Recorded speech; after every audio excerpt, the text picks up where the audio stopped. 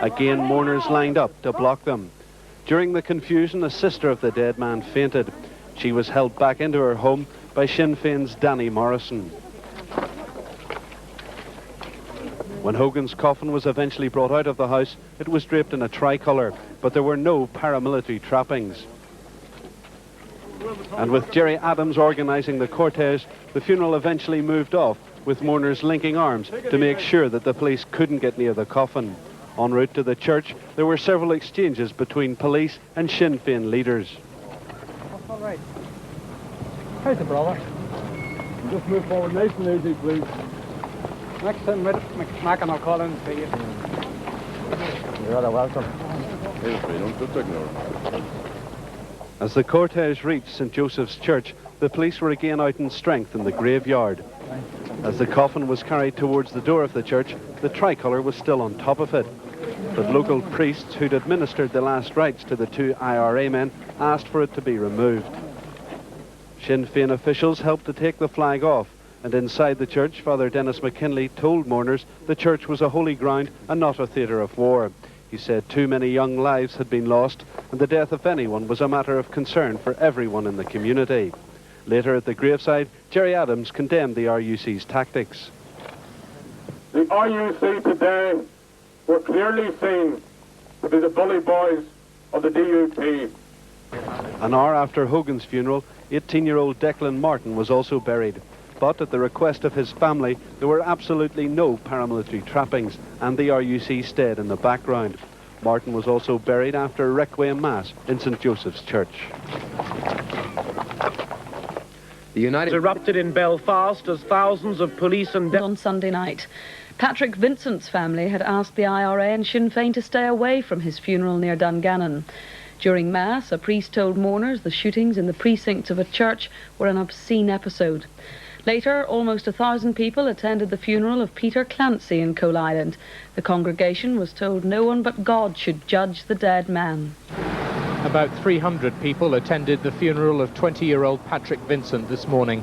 The security forces escorted the cortege but maintained some distance.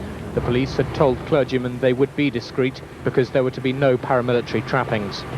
Patrick Vincent's mother, Rose, had made an emotional appeal to the IRA and Sinn Féin to stay away. Republican leaders respected her wishes. Mourners heard Monsignor Francis McLarnon call Sunday night's shootings an obscene episode, a battle in the precincts of a church, which had, he said, been scarred by the instruments of death. Where the killings took place, he said, accentuated what he called the unacceptability of such violence. He was asked about the Vincent family's request for the IRA to stay away. They had no idea at all that there was any involvement with the IRA, and for that reason they did not wish to appear to have any involvement with it. Monsignor McLarnon said the only way to achieve peace was through justice. It is especially meant for those politicians who speak violent words and who encourage violence by the very words that they say. Words can be lethal, and words can be very powerful on young people. A few miles away in Coal Island, the security force presence was much stronger at Peter Clancy's funeral. Scores of police officers in riot gear escorted the dead IRA man's coffin through the town. The procession of almost 1,000 mourners headed towards the Church of the Holy Family. Barely a shop was open in Coal Island. Prominent Republicans did attend, including Martin McGuinness of Sinn Féin. Paramilitary trappings, such as Peter Clancy's beret and gloves, were removed from his coffin before it entered the church. During Mass, Monsignor Liam McIntaggart said no one should judge the dead IRA man. That was God's right. His message to the paramilitary leaders, who, as he put it, sent Peter Clancy out to die, was, he said, the same for the soldiers who killed him, that it was not right, not just, and not moral. Afterwards, Peter Clancy was buried amid massive security in St Patrick's Cemetery at Clonoe, a few hundred yards from where he was shot dead on Sunday night. £900. A kiss-and-tell money-grubbing bimbo whose book was intended to cause... Soldiers near Coal Island in County Tyrone on Sunday. The mother of one of them, 20-year-old Patrick Vincent, appealed to the IRA and Sinn Féin to stay away, and they did so. She claimed her son was not involved with the IRA. Police surrounded the house of Peter Clancy in Coal Island and drew back some distance after the intervention of a local priest. Paramilitary trappings along with the tricolour and a Clonaux football team jersey covered the remains. During Requiem Mass, parish priest Monsignor Liam McIntaggart said his message to those paramilitary leaders who, he said, sent him out to die, and the security forces who shot Mr. Clancy, was that it was not right, not just and not moral. The cortege passed Coal Island RUC station, which the IRA had attacked on Sunday night, just before the four were shot dead by British soldiers. Mr. Clancy was buried at St. Patrick's Church in Clonaux, which still bore the scars of the incident in which the IRA men were killed. Earlier, at the funeral in Eden Dork of Patrick Vincent, the shootings were described as an obscene episode by the Dungannon parish priest Dean Francis McLarnon. He told hundreds of mourners it was all the more shocking to Mr. Vincent's parents, as they had no idea their son had any paramilitary connection. Mr. Vincent's mother, Rose, appealed beforehand to the IRA and Sinn Féin to stay away from the funeral, and they did so. In Dublin, the Ballyfermot... Kevin O'Donnell and Sean O'Farrell were shot dead by soldiers after an attack on Coal Island RUC station on Sunday night. During Mass, about 200 mourners walked out when the parish priest criticised the IRA. The police mounted a huge security operation for the two funerals in Coal Island. Hundreds of officers were involved, and on several occasions, both on the way to the Holy Family Church and then later as the funerals proceeded to the cemetery, there was disagreement between Sinn Féin leaders and senior RUC officers. An assistant chief constable in charge of the police operation sought assurances that there would be no paramilitary show of strength. The funerals of Kevin Barry O'Donnell and Sean O'Farrell passed through the centre of Coal Island on the way to the Holy Family Church, which overlooks the RUC base that was fired on during Sunday night's IRA attack. When the two funerals met, the coffins were marched in military fashion to the church door, and at this point camera crews were ordered to stop filming. Berets and gloves were removed from the coffins, but not the tricolours, and there was a delay of about half an hour before the coffins, with flags still intact, passed into the church.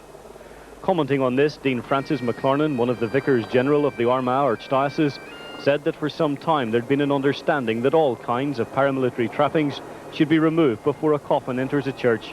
He said he was disappointed that this hadn't happened today.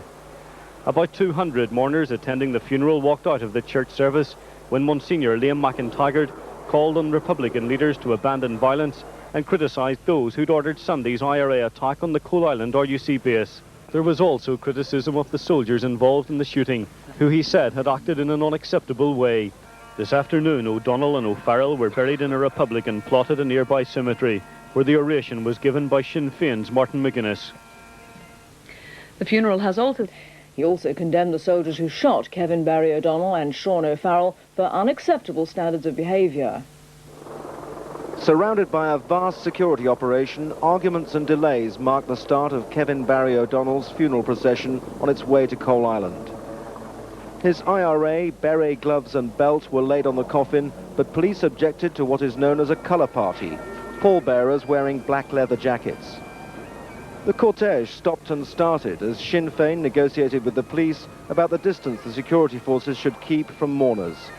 O'Donnell's coffin passed the police station he and others had riddled with bullets on Sunday night, an attack which led to their deaths in an ambush by the British Army.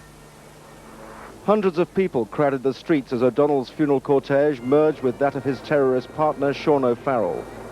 The leather-jacketed pallbearers marched with the two coffins. Then there was another argument, this time with a Roman Catholic priest. After 20 minutes, he eventually agreed to let the coffins into the church, draped only with the flags, but this is against Catholic Church regulations. Men at the funeral prevented cameramen from filming. Before the coffins emerged, more than 60 people had walked out of the church after the priest had said that paramilitary leaders who sent 4 men to their deaths should think again about the use of violence. But he had also accused the army of improper procedure in killing the 4 men. With tricolours, although the parish priest initially refused them entry. During Mass, about 200 mourners walked out, where the parish priest criticised the IRA. There was a heavy security force presence in the town for the joint funerals of Kevin Barry O'Donnell and Sean O'Farrell. Michael Fisher. Police again staged a major security operation with a view to preventing any paramilitary display. They surrounded the homes of Sean O'Farrell and that of Kevin Barry O'Donnell and there were several stops as Sinn Féin officials asked the RUC to keep back